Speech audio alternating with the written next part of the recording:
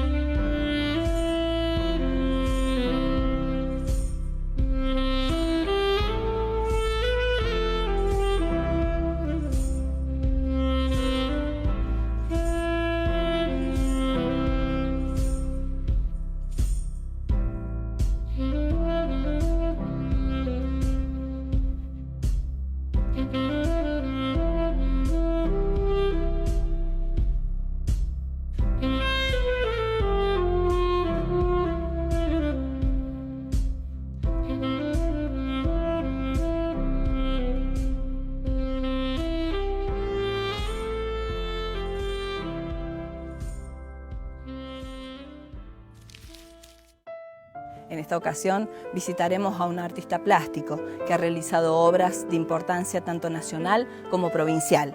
Fue alumno del profesor Gaspar Di Genaro y del maestro Miguel Nebot. Estoy hablando del señor Julio César Domínguez. Nos encontramos con el señor Julio César Domínguez. Bienvenido a nuestro programa y gracias por recibirnos. Bueno, para mí es una satisfacción que puedan participar un poco de esta experiencia de conocer Luján, de visitarlo, de recorrer sus callejuelas, porque es una aldea que se mantiene, si Dios quiere, así bien como fue hace 100 años por lo menos. ¿Dónde nació usted, Julio? Bueno, yo nací en realidad en el llano, en la llanura del departamento de Chacabuco, en unas cercanías de un pueblo que se llama Villa del Carmen, al pie de la Sierra Comechingones. Ahí mis padres eran docentes los dos, y bueno, yo nací ahí y mi primera formación fue en la escuela de mi madre, que yo era alumno suyo. Pero cuando fue necesario, nos vinimos a vivir a San Luis para poder seguir estudiando en la ciudad. ¿Usted estudió en el colegio normal? Yo estudié en la normal de maestro Juan Pascual Pringles los 2 últimos años de la primaria. En realidad había hecho una transición en la escuela La Finur. Ahí estuve haciendo el 4º grado, el 5º y el 6º lo hice en la escuela normal Juan Pascual Pringles. Y de ahí seguí haciendo toda la secundaria en la escuela normal, donde me recibí de maestro allá por el año 1961. Julio, ¿a qué edad descubre usted que el arte es lo suyo? Realmente de niño, porque siempre tuve inclinaciones para dibujar. Recuerdo cuando era alumno de mi madre en 3er grado, en la escuela de ella, yo me encargaba de hacer las ilustraciones para las exposiciones que hacían de trabajo. Y después me especialicé en la Escuela Provincial de Bellas Artes de San Luis, siendo el director el profesor Gaspar Di Genaro, que fue en realidad mi gran maestro. Él me ha enseñado todo lo que yo sé. Si bien después he hecho algunos cursos de perfeccionamiento con el escultor Antonio Miguel Nebot en escultura. En Buenos Aires hice otros cursos con Leo Vinci y con Manuel Oriana en dibujo. Pero la gran maestra de uno es la vida, ¿no? Trabajar y resolverse a cometer emprendimientos que, si se quiere, son monumentales, como en principio fue acá en Luján, hacerme cargo todos los años de los escenarios de la fiesta de la naranja.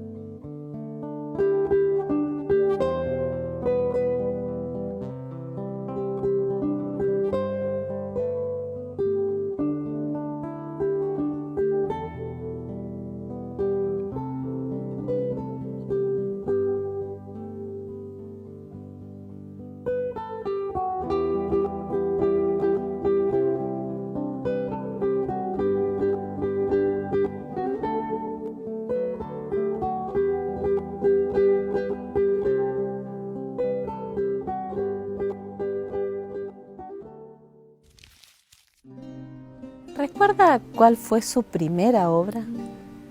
Bueno, fue una talla, en realidad una talla en madera que está sobre el portal de entrada de la iglesia Nuestra Señora de Lourdes en San Luis, en la calle Aristuro del Valle. Ahí hice un frontis tallado en madera con una alegoría creada por mí sobre la vida de Nuestra Señora de Lourdes, y bueno, y eso quedó inaugurado allá por el 1992, 93. A nivel nacional sabemos que también ha hecho obras de importancia. Sí, por gracia de Dios me convocaron para hacer las esculturas que se colocaron en el frente de la capital de La Plata, que es la catedral más grande de América, la Catedral de La Plata. Ahí hicimos casi 40 esculturas de 3 metros de alto y están todas colocadas en la fachada de la catedral. Ahí trabajamos con mi hijo y otro amigo, haciendo los originales en un material que acá no habíamos trabajado nunca, que es espuma de poliuretano rígida, tallada a mano toda, y después ellos allí mismo les ponían fibra de vidrio con resina poliéster. Esas obras están ubicadas las más altas a más de 100 metros de altura en la catedral. Fueron casi 40 obras, 39. Como también tuvo intervención en la antigua Casa de Gobierno de San Luis, ¿no es cierto? Sí, en la que se llamó la restauración del Salón Blanco. Ahí estuvimos trabajando en la parte, digamos, sería de refrescar un poco las pinturas que se habían destruido, se habían desleído. Los albañiles habían terminado los estucos, todas las paredes bien remozadas, y nosotros teníamos que ir a refrescar las pinturas. Ahí trabajamos también un tiempo en la Casa de Gobierno de San Luis. ¿Siempre trabajó con sus hijos? ¿Cuántos hijos tiene? Bueno, son 7 los hijos míos, pero con los que hemos trabajado más son 2, Daniel y Pablito. Tengo 2 hijos que son sacerdotes, uno está en Roma y otro está en Bolivia.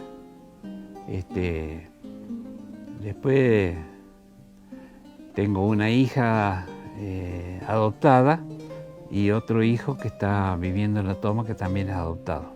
Son 7 en total. ¿Y su señora cómo se llama? Ella es de familia de San Luis, Ana Esther Moyano, los famosos profesores moyanos de la escuela normal. Que yo los tuve a los dos, a mi suegro y a mi suegra de profesores, y por ahí me engancharon.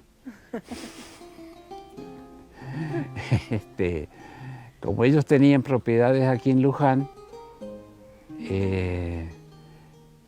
una vez casado y ya con algún par de hijos, me vine a radicar aquí, a trabajar las tierras de mi suegro. Pero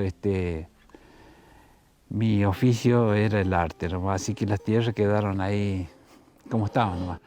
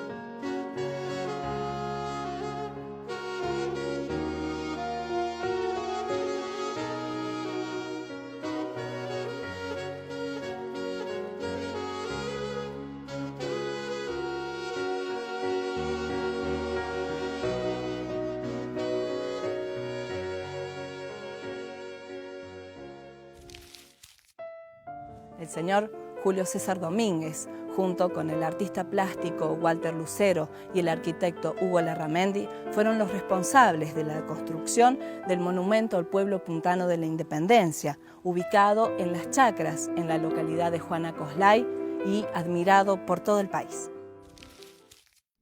Su arte se basa en la parte litúrgica, ¿no?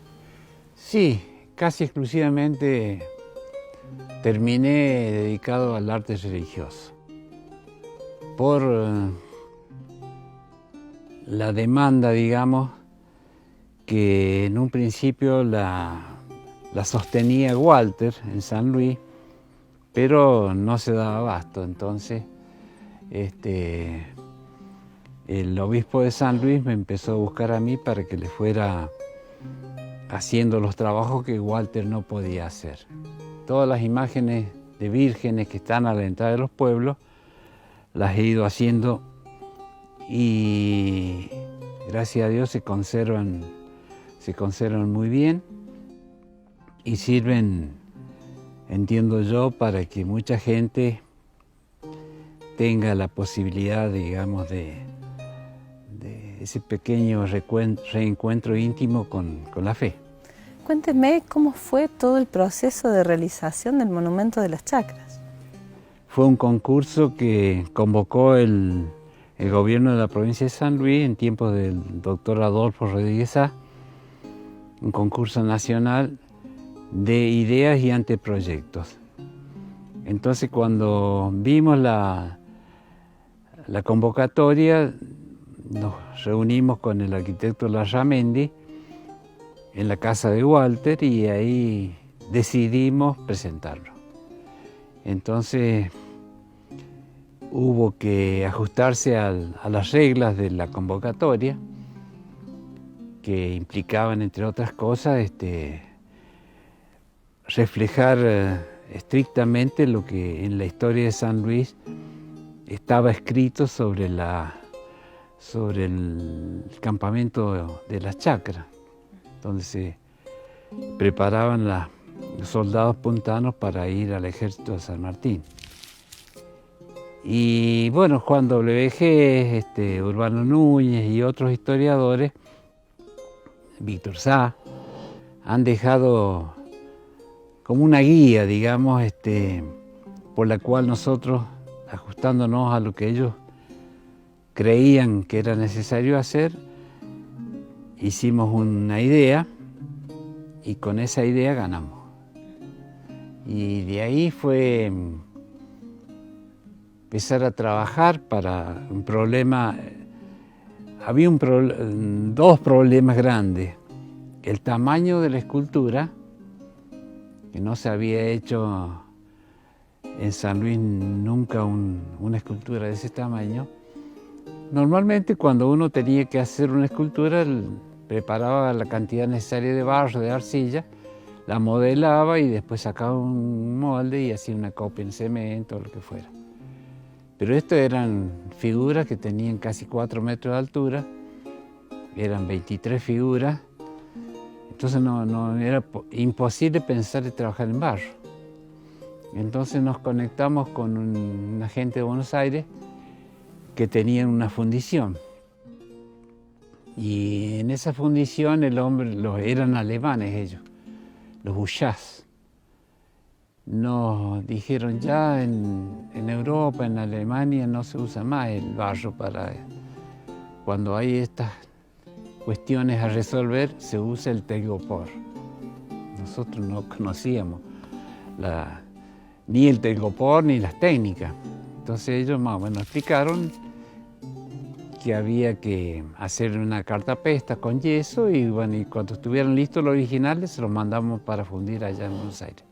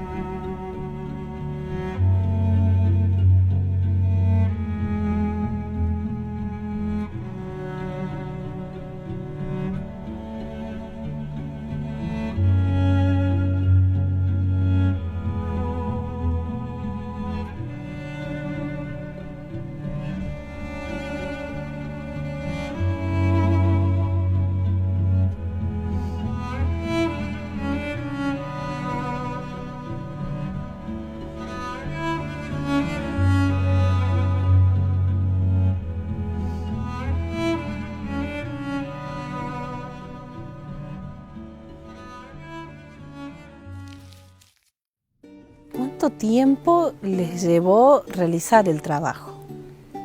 Y digamos, sintetizando un año que estuvimos a full.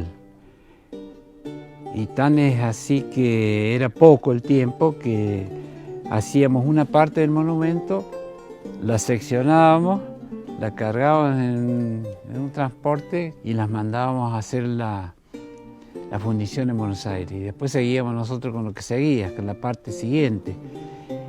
O sea que no era propio tampoco de... Siempre una escultura se hace completa y después se trabaja. No, esta tuvimos que ir haciéndola por... Si bien teníamos una maqueta y teníamos los planos y todas esas cosas,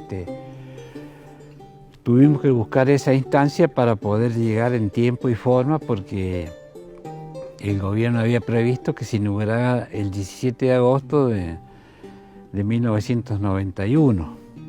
Cuando entramos a Potrero nos encontramos con la figura de un cóndor, que también sabemos que fue creada por usted. Sí, fue por encargo del gerente del Hotel Potrero Funes, querían poner un cóndor. Estuvimos trabajando como 6 meses en el cóndor y cuando lo llevamos en un camión, el gerente me llama y me dice: Julio, mire, yo lo encuentro muy chiquito. Tenía 4,50 metros. Bueno, yo también creo que es chico. Entonces hagamos uno de 10 metros. E hicimos un segundo cóndor, tuvimos casi un año más, hicimos uno de 10 metros. Que fue todo un parto, digamos, poder subir, instalar allá arriba y todo, pero quedó, digamos, quedó con la escala correspondiente a lo que es el cerro, la quebrada, el espacio. Y yo me siento muy satisfecho con esa obra porque la hice y porque participaron mi familia en esa obra. Sí, trabajaron sus hijos con usted. Sí, mi hija, hasta mi señora trabaja. ¿En qué material está hecho ese cóndor? Ese cóndor está tallado en telgopor dentro de una estructura metálica de hierro muy importante y después cubierto todo con fibra de vidrio y resina poliéster y después decorado con los colores que tiene, es decir, la pátina que tiene. Y recientemente estaba trabajando, me estaba contando recién, en una obra para Mendoza.